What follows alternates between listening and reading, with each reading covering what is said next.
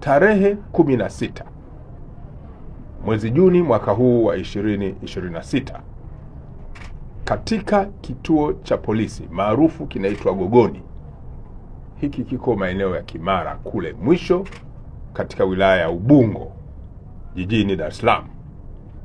Jeshi la polisi kwenye kituo kile lilipokea taarifa kutoka kwa ndugu wa karibu wa mtu aliyefahamika kwa jina la Ramadhani Jafari maarufu kama Muna, mwenye miaka 47, kuwa amepotea. Kwa hiyo tarehe 16 tuliweka kumbukumbu kutoka kwa wanandugu kwamba huyu Ramadhani Jafari Muna amepotea na kwamba alikuwa akitafutwa. Uchunguzi na ufuatiliaji wa kina ulianza mara moja, na hapa tulihusisha kamisheni mbalimbali ambazo zipo ndani ya jeshi la polisi, huku tukiwashirikisha wananchi kama moja ya mtaji na wadau wetu muhimu katika masuala ya kiusalama. Jeshi la polisi linapenda kuwaarifu kuwa baada ya taarifa hiyo,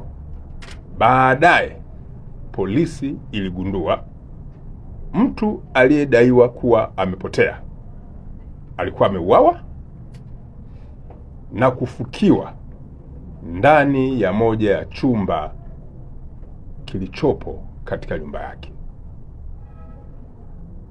ambayo hiyo nyumba iko maeneo Mbezi, eneo linalofahamika kama Luguruni Kwembe, kwenye wilaya ya Ubungo hapa jijini Dar es Salaam. Uchunguzi wa kina ulivyofanyika ulibaini mtu aliyefanya tukio hilo la mauaji ya kinyama na kumfukia mtu huyo aliyedaiwa awali kwamba amepotea alikuwa ni mtoto wa huyu mtu ambaye ni marehemu sasa hivi,